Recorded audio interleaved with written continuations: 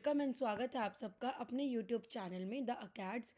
आज से हम अपने 10th क्लास के रिवीजन को स्टार्ट कर रहे हैं। सबसे पहले हम सबसे लास्ट वाली यूनिट के बारे में बात करते हैं, क्योंकि इस यूनिट को ज़्यादातर बच्चे कवर नहीं कर पाते। येट ये बहुत इंपॉर्टेंट यूनिट होती है जिससे आपके काफ़ी क्वेश्चंस आते हैं एंड इसकी वजह से आप अच्छे मार्क्स स्कोर कर सकते हैं। सबसे पहला हमारी जो यूनिट है, आपकी लास्ट वाली unit, which is sustainable management of natural resources. इसका फर्स्ट चैप्टर जो आपका कोल एंड पेट्रोलियम है, आज हम उसको कवर करने वाले हैं। जब हम कोल एंड पेट्रोलियम की बात करते हैं तो सबसे पहले हमें ये समझना पड़ेगा कि हमारे renewable and non renewable resources क्या होते हैं।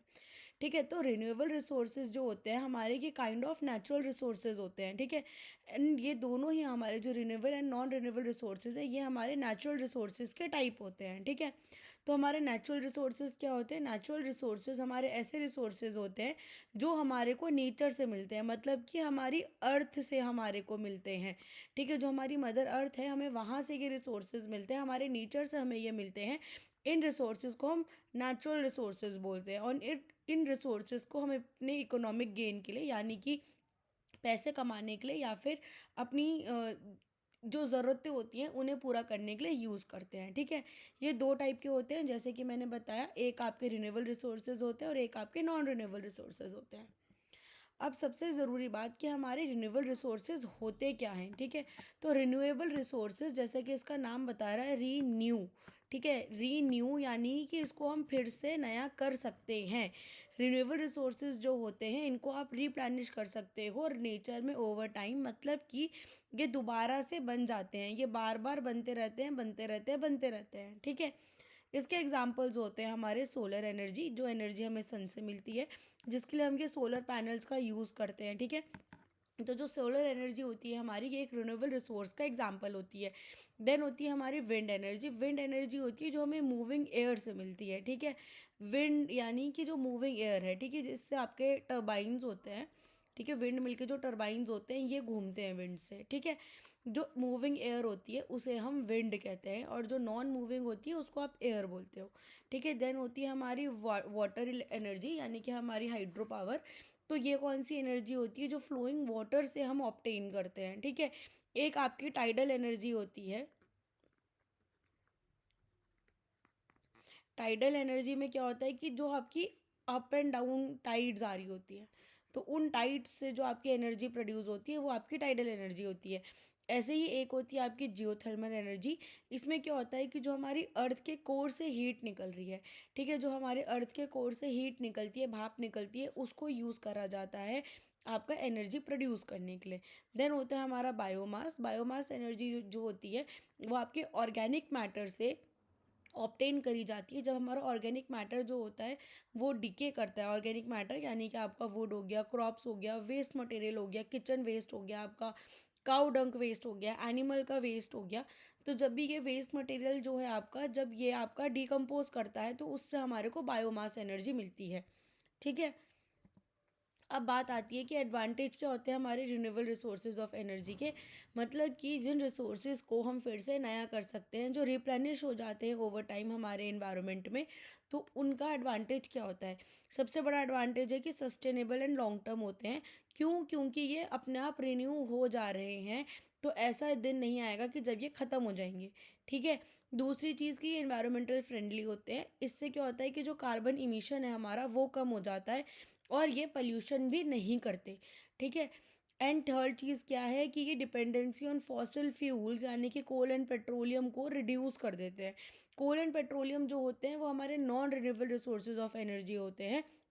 अगर हम रिन्यूएबल सोर्सेज ऑफ एनर्जी का यूज़ कर रहे हैं, सोलर पावर का, हाइड्रो इलेक्ट्रिसिटी का, तो जो हमारी dependency on those fossil fuels वो कम हो जाती है ओवर टाइम। नेक्स्ट है हमारे पास कि अब चैलेंजेस क्या होते हैं। भाई देखो, अगर हमें रिन्यूएबल रिसोर्सेज ऑफ एनर्जी को यूज़ करना है, उसको लगाना है, तो उसके लिए कुछ हमारे पास चैलेंजेस भी होंगे।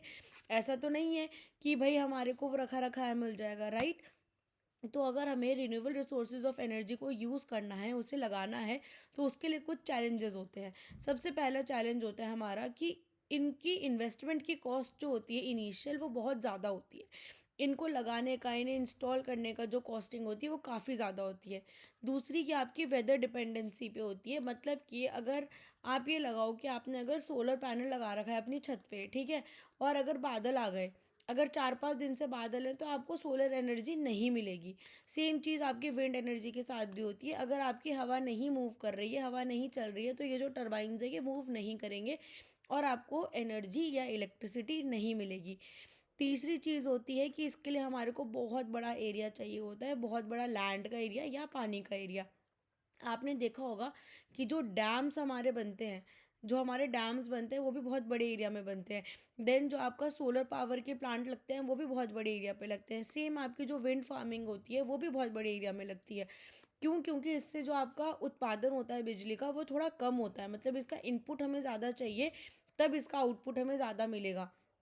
इसकी जो फोर्थ चीज़ है वो होता है कि स्टोरेज एंड ट्रांसमिशन जो है इसका चैलेंज होता है, मतलब कि जो एनर्जी हमारे को रिन्यूएबल सोर्सेज से मिल रही है उसे स्टोर करना और आगे ट्रांसमिट करना थोड़ा सा मुश्किल होता है।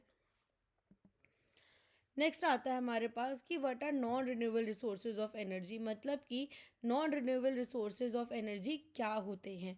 ठीक है, तो non renewable resources of energy हमारे ऐसे रिसोर्सेज होते हैं जिनको हम ओवर टाइम रिप्लेनिश नहीं कर सकते, मतलब कि वो एक बार हमने ख़त्म कर दिए तो वो ख़त्म है, हम उनको दोबारा से नहीं बना सकते, वो दोबारा से नहीं रिप्लेनिश होंगे, और अगर होंगे भी तो उनको रिप्लेनिश होने में मिलियंस ऑफ ईयर्स लगेंगे। ठीक है, इसका एग्जाम्पल जैसे हमारे फॉसिल फ्यूल्स होते हैं, फॉसिल फ्यूल्स का एग्जाम्पल है हमारा कोल, पेट्रोलियम और नेचुरल गैस। हमारे जो मेटल्स एंड मिनरल्स होते हैं जैसे हमारा आयरन, कॉपर, एल्यूमिनियम, गोल्ड, ठीक है, ये भी हमारे नॉन रिन्यूएबल रिसोर्सेज हैं। एंड हमारी न्यूक्लियर एनर्जी, न्यूक्लियर एनर्जी वैसे तो हमारी रिन्यूएबल रिसोर्स में होती है, लेकिन इसे नॉन रिन्यूएबल रिसोर्स में भी कई जगह इसलिए काउंट करा जाता है क्योंकि इससे हमारा वेस्ट भी काफ़ी प्रोड्यूस होता है एंड इसको बनाने में बहुत टाइम लगता है। नेक्स्ट है हमारे एडवांटेजेस क्या होते हैं नॉन रिन्यूएबल रिसोर्सेज के। सबसे बड़ा एडवांटेज इसका ये है कि हाई एनर्जी डेंसिटी, मतलब कि हमारे को इनपुट जो है वो कम देना पड़ता है और हमें जो आउटपुट मिलता है वो हाई मिलता है। ठीक है, इनपुट हमारा कम जा रहा है और आउटपुट हमें ज़्यादा मिल रहा है। वेयर एज जो हमारे रिन्यूएबल रिसोर्सेज ऑफ एनर्जी होते हैं तो वहाँ पे हमारे को इनपुट भी ज़्यादा देना पड़ता है, तब जाके हमारा आउटपुट भी ज़्यादा मिलता है, वरना हमें आउटपुट उतना नहीं मिलेगा। ठीक है, सेकंड बात यह है कि इसका ऑलरेडी इंफ्रास्ट्रक्चर और टेक्नोलॉजी जो है वो पूरी की पूरी बनी हुई है, क्योंकि कई सालों से हम कोल एंड पेट्रोलियम का यूज़ कर रहे हैं, non renewable resources of energy का हम यूज़ कर रहे हैं। तो इसकी वजह से इसका जो इंफ्रास्ट्रक्चर है, इसका जो टेक्नोलॉजी है वो ऑलरेडी बहुत अच्छे से बनी हुई है। थर्ड ये है कि इसका लो कॉस्ट होता है अगर हम शॉर्ट टर्म में कंपेयर करें।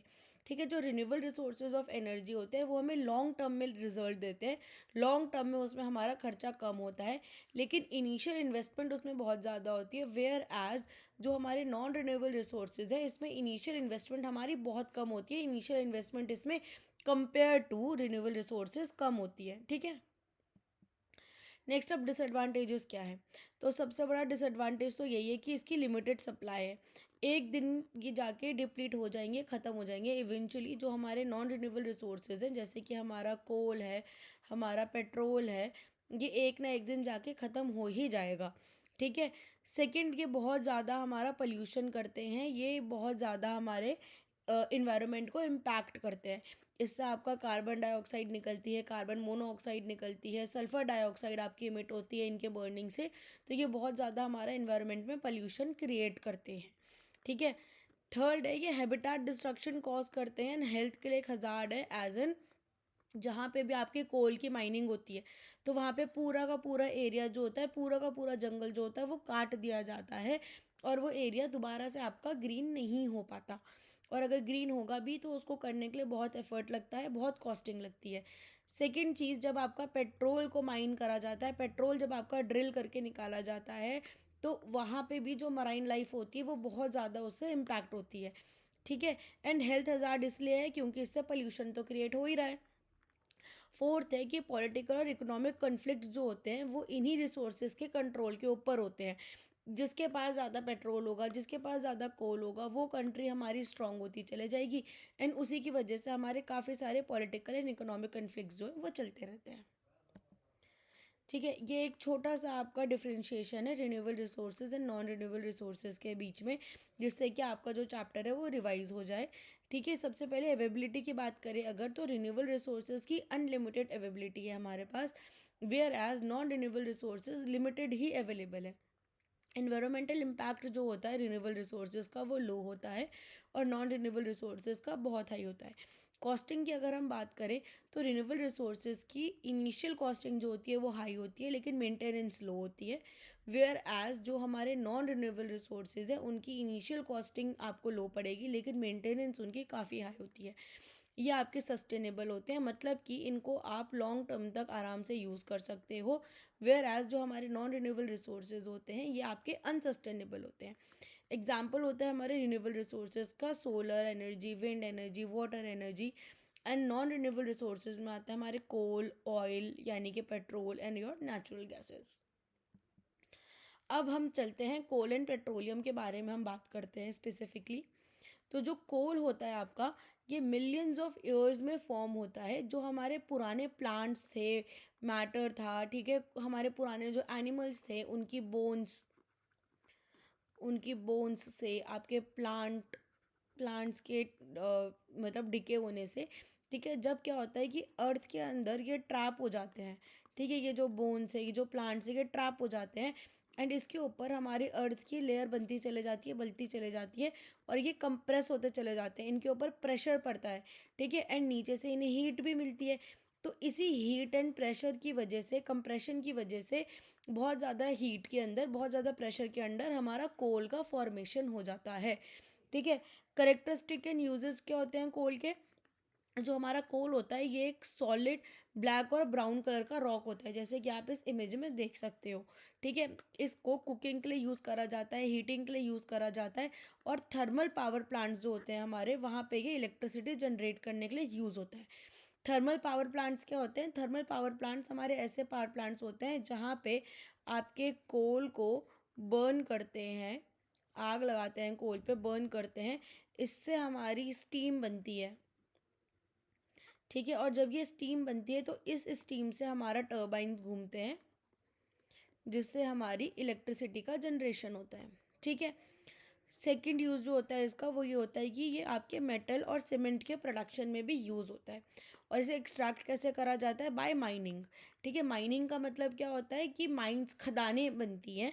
ठीक है, अगर इस पर्टिकुलर एरिया में मुझे कोल की माइनिंग करनी है तो मैं यहाँ के सारे पेड़ वेड़ काट के यहाँ पे हम खोदेंगे खोदेंगे खोदेंगे, ज़मीन के अंदर जाके हमारे को यहाँ पे कोल मिलेगा और हम उसको खोद खोद के माइन करके बाहर निकालेंगे। नेक्स्ट है हमारा पेट्रोलियम। तो जो पेट्रोलियम होता है आपका, ये मेजरली आपका सी फ्लोर में मिलता है। ठीक है, यानी कि ये आपका ओशन के अंदर मिलता है। ठीक है, ये किससे बना होता है? जो मरीन प्लांट्स और एनिमल्स होते हैं, मरीन प्लांट्स और एनिमल्स यानी कि जो पानी के अंदर रहने वाले प्लांट्स और एनिमल्स थे। ये मेरे लेयर है वाटर के अंदर की, तो यहाँ पे जो ये मेरे प्लांट्स और एनिमल्स थे ये यहाँ पे दब गए, इनके ऊपर लेयर पे लेयर, लेयर पे लेयर चलती चली गई सेडिमेंट की। ठीक है, और इसकी वजह से इस पर प्रेशर पड़ा, नीचे से हीट पड़ी और ये मेरा पेट्रोल में कन्वर्ट हो गया। अगर ये मेरा पानी के अंदर नहीं होता, ये मेरा नॉर्मल सरफेस पे होता तो ये कोल बन जाता। पानी के अंदर था इसलिए ये मेरा पेट्रोलियम बन गया। ठीक है, क्योंकि यहाँ पे एयर जो थी एब्सेंट थी, एयर की एब्सेंस में होता है ये। ठीक है, अब करेक्टरिस्टिक और यूजेस क्या होते हैं इसके। ये एक लिक्विड मिक्सचर होता है हाइड्रोकार्बन्स का। हाइड्रोकार्बन्स यानी कि HNC, हाइड्रोकार्बन यानी जिसमें आपका हाइड्रोजन और कार्बन का मिक्सचर होता है। ठीक है, ये फ्यूल की तरह यूज़ होता है ट्रांसपोर्ट के लिए, जैसे हम पेट्रोल और डीजल का यूज़ करते हैं तो पेट्रोलियम से ही दोनों मिलते हैं। हीटिंग में यूज़ होता है, खाना बनाने के लिए यूज़ होता है जो LPG होती है, liquefied petroleum gas. And kerosene जो होता है हमारा, ये भी आपका पेट्रोल से ही मिलता है और जनरेटर्स में भी एज फ्यूल आपका पेट्रोल यूज़ करा जाता है। ठीक है, देन इसको आपका रिफाइन करा जाता है to make multiple products like plastic, cosmetics and medicine. आपका जो पेट्रोलियम जेली होती है, ठीक है, पेट्रोलियम जेली जो होती है आपकी वैसलीन, ठीक है, वो भी आपकी इसी से मिलती है, आपके पेट्रोल से ही मिलती है। ठीक है, इसे आपका कैसे एक्सट्रैक्ट करा जाता है? इसे ड्रिल करा जाता है ऑयल वेल्स में। ठीक है, अर्थ के क्रस्ट में जहाँ पे डिपॉजिट होता है इनका, वहाँ तक इसे आपका क्या बोलते हैं ड्रिल करा जाता है, एंड देन उसके बाद में आपका वहाँ से पेट्रोल को एक्सट्रैक्ट करा जाता है। अब इन्वायरमेंटल इम्पैक्ट क्या होता है हमारा पेट्रोलियम का और कोल का, तो कंबशन का मतलब है इनको जलाना। जब आपका कोल और पेट्रोलियम जलाया जाता है तो ये आपके बहुत सारे पोल्यूटेंट्स जो होते हैं उसको रिलीज़ करता है हमारी एयर में, ठीक है। जैसे आपके ऑक्साइड्स ऑफ नाइट्रोजन, मतलब कि नाइट्रोजन डाइऑक्साइड हो गया, सल्फर के ऑक्साइड यानी कि सल्फर डाइऑक्साइड हो गया, सल्फर ऑक्साइड हो गया, उनको ये इमिट करता है। और ये साथ ही में कार्बन मोनोऑक्साइड भी आपका इमिट करता है अगर इसको इनसफिशिएंट ऑक्सीजन में आपका बर्न करा गया। साथ ही में ये कार्बन डाइऑक्साइड का भी इमिशन करता है, ठीक है। इनको फ्यूल्स को बर्न करने से हमारा क्लाइमेट चेंज होता है। क्लाइमेट चेंज हमारा क्यों हो रहा है? क्योंकि कार्बन डाइऑक्साइड जो है हमारी, ये ग्रीन हाउस गैस होती है। ग्रीन हाउस गैस का मतलब है कि ये जो सन से हमारी एनर्जी आती है इसे वापस लेयर से बाउंस होके वापस नहीं जाने देती, ये इसे अर्थ की लेयर में ही ट्रैप करके रख देती है, जिससे कि हमारी अर्थ के सरफेस का जो टेम्परेचर है वो राइज करने लग जाता है, ठीक है। इसकी वजह से हमारी ग्लोबल वार्मिंग होती है, ठीक है। देन जो आपका कार्बन मोनोऑक्साइड होता है, कार्बन मोनोऑक्साइड भी एक पॉइजनस गैस होती है जो क्या करती है कि हमारे आरबीसीज की जो ऑक्सीजन कैरिंग कैपेसिटी होती है उसे कम करती है। तो आपका हीमोग्लोबिन के साथ में ये एक स्टेबल कंपाउंड फॉर्म करती है, ठीक है, कार्बोक्सी हीमोग्लोबिन, जिसकी वजह से क्या होता है कि हमारा हीमोग्लोबिन जो है वो ऑक्सीजन नहीं कैरी कर पाता कार्बन मोनोऑक्साइड के साथ मिलकर। तो इससे क्या होता है कि सफोकेशन की वजह से इंसान मर जाते हैं। तो आप लोगों ने पहले ज़माने में सुना होगा कि अंगीठी जलाई किसी ने घर के अंदर और वो मर गए। तो इसी वजह से होता था, क्योंकि उन्होंने घर के डोर्स और विंडोज़ बंद करके अंदर जला दिया, एंड जब उन्होंने इनसफिशिएंट ऑक्सीजन में कोल को बर्न करा तो वहाँ पे कार्बन मोनोऑक्साइड बना, एंड कार्बन मोनोऑक्साइड जब उन्होंने इनहेल करा तो उनके हीमोग्लोबिन के साथ मिलकर उसने कार्बोक्सी हीमोग्लोबिन बना दिया और उनकी सफोकेशन के थ्रू मौत हो गई, ठीक है। देन हमारे जो sulphur dioxide and nitrogen oxides होते हैं ये भी हमारे ब्रीदिंग सिस्टम को अटैक करते हैं, ब्रोंकाइटिस ये कॉज करते हैं, और जो हमारे लंग्स होते हैं उस पर भी ये इफेक्ट पहुंचाते हैं। एंड इनसे हमारी एसिड रेन भी होती है, क्योंकि ये इन्वायरमेंट में जो हमारा मॉइस्चर प्रेजेंट होता है, जो हमारा H2O प्रेजेंट होता है उसके साथ रिएक्ट करके हमारा सल्फ्यूरिक एसिड और नाइट्रिक एसिड फॉर्मेशन कर देते हैं। नेक्स्ट है हमारा कंजर्वेशन। अब कंजर्वेशन क्यों ज़रूरी है? क्योंकि ये हमारे non renewable resources of energy हैं। तो इनको अगर हम सस्टेनेबल यूज़ करना चाहते हैं, इन्हें हम लॉन्ग टर्म यूज़ करना चाहते हैं, तो हमें इनका कंजर्वेशन करना पड़ेगा, ठीक है। तो कुछ सिंपल चॉइसेस ऐसी होती हैं हमारी डेली लाइफ की जिससे हम इनका कंजप्शन जो है वो थोड़ा कम कर सकते हैं और इनको कंजर्व कर सकते हैं। सबसे पहला, हमें लाइट्स और फैंस को स्विच ऑफ करना चाहिए जब हमारे को उनकी ज़रूरत नहीं है, ठीक है। ऑल्सो जब हमारे को एनर्जी की ज़रूरत नहीं है उस समय हमें इलेक्ट्रिकल अप्लायंसेस को बंद कर देना चाहिए, जिससे कि हमारी इलेक्ट्रिसिटी बचे। क्यों? क्योंकि जो कोल और पेट्रोलियम है ये हमारा इलेक्ट्रिसिटी जनरेशन के लिए भी यूज़ होता है, ठीक है। देन हमारे को बायोगैस को एज डोमेस्टिक फ्यूल यूज़ करना चाहिए। मतलब जैसे हम अपने घर में एलपीजी वगैरह यूज़ करते हैं तो हमें बायोगैस को भी एक ट्राई देना चाहिए, हमें बायोगैस को भी यूज़ करना चाहिए, उसको इनकरेज करना चाहिए। हमें प्रेशर कुकर्स को यूज़ करना चाहिए खाना बनाने के लिए, क्योंकि प्रेशर कुकर में खाना जल्दी बनता है। हमारे को लाइट का यूज़ जो है वो पॉसिबली कम से कम रखना चाहिए। अननेसेसरी हमें लाइटें जली नहीं छोड़नी चाहिए। सोलर कुकर्स का एंड सोलर पावर का, सोलर एनर्जी का हमारे को यूज़ करना चाहिए, उसका कंजप्शन हमारे को बढ़ाना चाहिए wherever it is possible. So बच्चों, आज की क्लास के लिए बस इतना ही। अगर आपको क्लास अच्छी लगी हो तो प्लीज़ आप नीचे एक लाइक कीजिएगा, शेयर कीजिएगा हमारी वीडियो को, एंड सब्सक्राइब कीजिएगा हमारे चैनल को। मिलते हैं हम कल की क्लास में। Thank you.